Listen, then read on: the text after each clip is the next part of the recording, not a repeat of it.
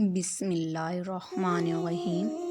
حضرت محمد صلی اللہ علیہ وآلہ وسلم پر وحی کا ابتدائی دور اچھے سچے پاکیزہ خوابوں سے شروع ہوا۔ آپ خواب میں جو کچھ دیکھتے وہ صبح کی روشنی کی طرح صحیح اور سچا ثابت ہوتا۔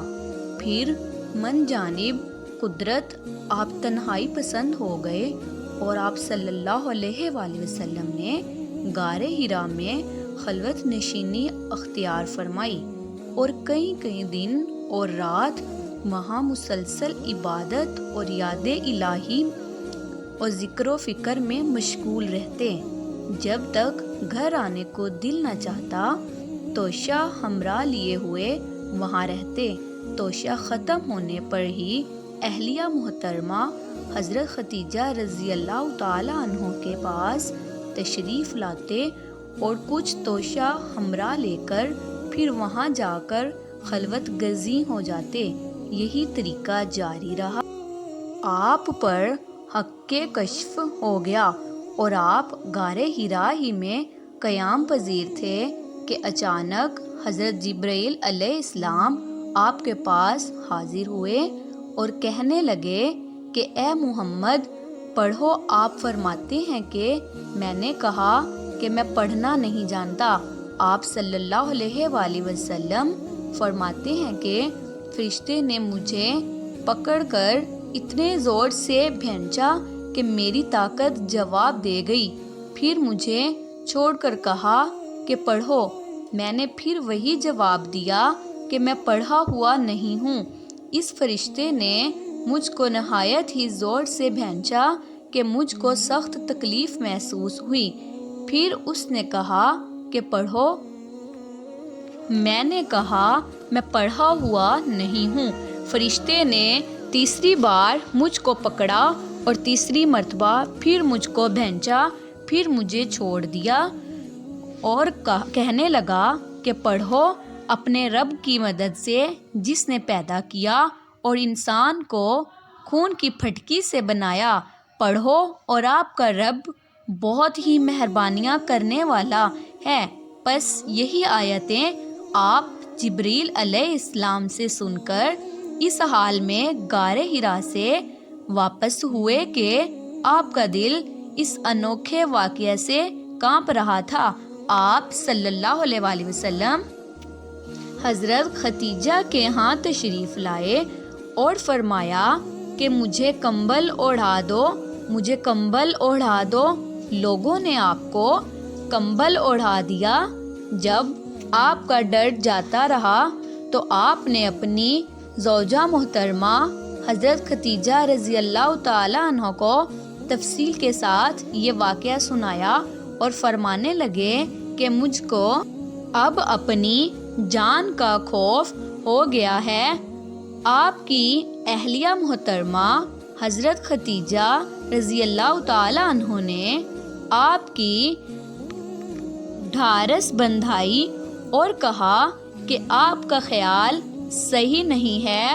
خدا کی قسم آپ کو اللہ کبھی رسوا نہیں کرے گا۔ آپ تو اخلاق فاضلہ کے مالک ہیں، آپ تو کنبہ پرور ہیں، بے کسوں کا بوجھ اپنے سر پر رکھ لیتے ہیں، مفلسوں کے لیے آپ کماتے ہیں، مہمان نوازی میں آپ بے مثال ہیں اور مشکل وقت میں آپ امر حق کا ساتھ دیتے ہیں۔ ایسے اوصاف حسنہ والا انسان یوں بے وقت ذلت و خواری کی موت نہیں پا سکتا۔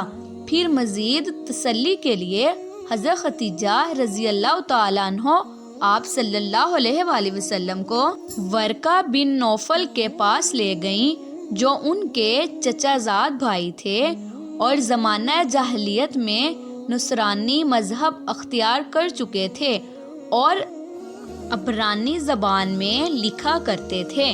انجیل سریانی زبان میں نازل ہوئی تھی، پھر اس کا ترجمہ عبرانی زبان میں ہوا۔ ورقہ اسی کو لکھتے تھے۔ وہ بہت بوڑھے ہو گئے تھے، یہاں تک کہ ان کی بینائی بھی رخصت ہو چکی تھی۔ حضرت ختیجہ رضی اللہ تعالی عنہ نے ان کے سامنے آپ صلی اللہ علیہ وآلہ وسلم کے حالات بیان کیے اور کہا کہ اے چچا زاد بھائی، اپنے بھتیجے محمد صلی اللہ علیہ وآلہ وسلم کی زبانی ذرا ان کی کیفیت سن لیجئے۔